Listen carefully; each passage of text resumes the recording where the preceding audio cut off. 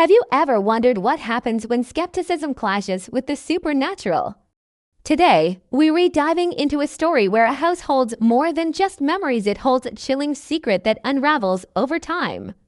Let's explore this dark and twisted tale of betrayal, obsession, and a haunting that refuses to be silenced. Our story begins in a desolate, remote location where a woman named Donnie is pouring her heart into renovating a large, isolated house. She envisions it as her new home, a fresh start far from the city's noise. But as she leaves for the day, a hidden camera inside the house springs to life, its lens silently capturing images of the empty rooms. This small detail is our first clue that someone is watching, and Donnie is not as alone as she thinks. The scene then shifts to a starkly different setting, a mental health facility. Here, we meet Ivan, an orderly whose strict and intimidating presence casts a long shadow over the patients. He rules with an iron fist, creating an atmosphere of fear and control. Meanwhile, back at the house, Donnie manages to find a weak phone signal. She calls her husband, Dr. Ted, a psychiatrist who, coincidentally, works at the very same facility as Ivan. During their call, Donnie reveals her plan to stay in the house overnight. She also voices her worries about her sister, Darcy, who struggles with ongoing health problems.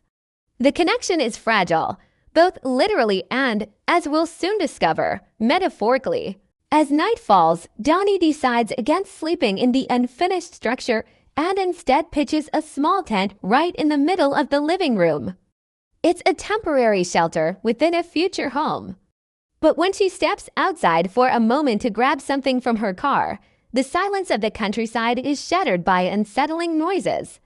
A rustle in the woods, a snap of a twig, every sound is amplified in the darkness. A wave of fear washes over her, and she scrambles back inside, quickly locking the door behind her. Her heart pounds in her chest. Is it just the wind, or is someone out there? Her fear is validated almost immediately. A strange man appears at her window, his face partially obscured by the night. This is Olin. He has a prosthetic eye, giving him a distinct and somewhat unnerving appearance. He doesn't seem to want to harm her. Instead, he delivers a chilling warning. He claims someone slipped into the house while she was outside, urging her to be on high alert. But Donnie, terrified and alone, refuses to trust him. She won't let him in, choosing to believe he's the real threat. She hunkers down in her tent, unaware that her fate for the night has already been sealed. Days later, we're back at the asylum. A patient named Declan is seen hunched over, drawing disturbing and chaotic sketches that seem to spill from a troubled mind. He's startled by strange sounds coming from nearby and cautiously leaves his room to investigate. What he finds is deeply disturbing, a scene of disarray and dread. And among the scattered items, he discovers something truly horrifying. Olin's prosthetic eye, lying on the ground. The implication is clear and grim. Something terrible has happened to the man who tried to warn Donnie. A year passes. The mystery of that night hangs heavy in the air. Dr. Ted, Donnie's husband, pays a visit to Darcy, Donnie's blind twin sister. Darcy owns a peculiar antique shop, filled to the brim with curiosities and items rumored to be cursed. She shows Ted a specific object, an old, ornate bell. With an unnerving certainty, she tells him it's haunted, recounting its dark and violent history. Ted, a man of science and logic, scoffs at the idea, dismissing it as mere superstition. During their conversation, the tragic truth is revealed. Donnie died that night in the house, and Olin, the man who tried to warn her, was officially blamed for her death. But Darcy isn't convinced. Later, she comes into possession of Olin's prosthetic eye. As her fingers close around the cold, glass orb, she's flooded with fragmented, unsettling visions. She begins to see glimpses of the truth, a truth that has been buried for a year. Determined to uncover what really happened, she sends Ted a large, mysterious wooden trunk. Soon after, she shows up unannounced at his house, the very same house Donnie was renovating. Ted isn't alone anymore. He now lives with his new partner, Yana. Darcy's sudden arrival creates immediate tension. Yana is wary of this strange woman who seems to carry a heavy, sorrowful energy. The atmosphere in the house grows thick and uncomfortable, especially after strange things start to happen.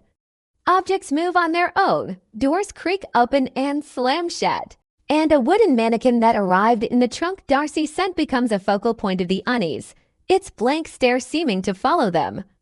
Yana becomes increasingly frightened, convinced the house is no longer safe. She pleads with Ted, but he remains dismissive. Darcy, however, is resolute.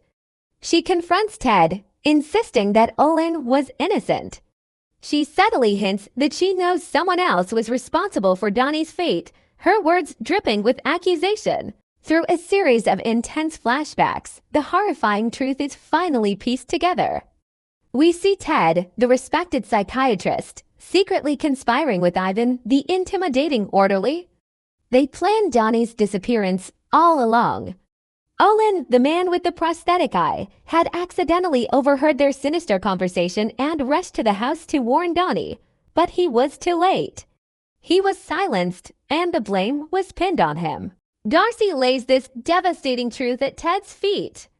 But she's not looking for simple revenge. She wants something more profound, justice.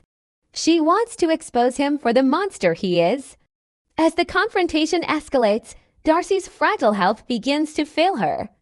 Yet she pushes forward, performing strange rituals with the cursed items from her shop, seemingly trying to channel some force to help her. Her actions appear to awaken something within the house. The supernatural activity intensifies, no longer just a few strange occurrences, but a full-blown assault. This paranormal onslaught seems to target Ivan directly. The once feared orderly begins to crack under the psychological pressure.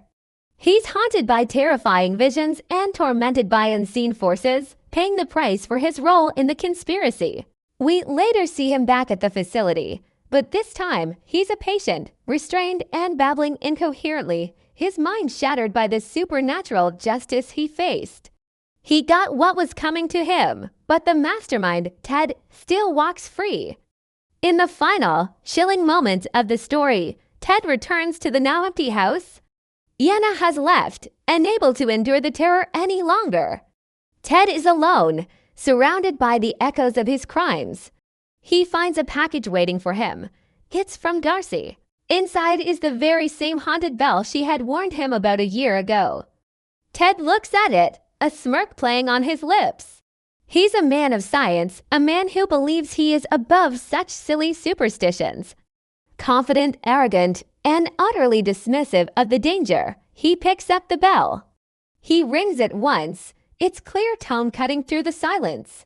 And just as the sound fades, the film cuts to black, leaving us with the terrifying, unanswered question of what unseen entity has just been summoned.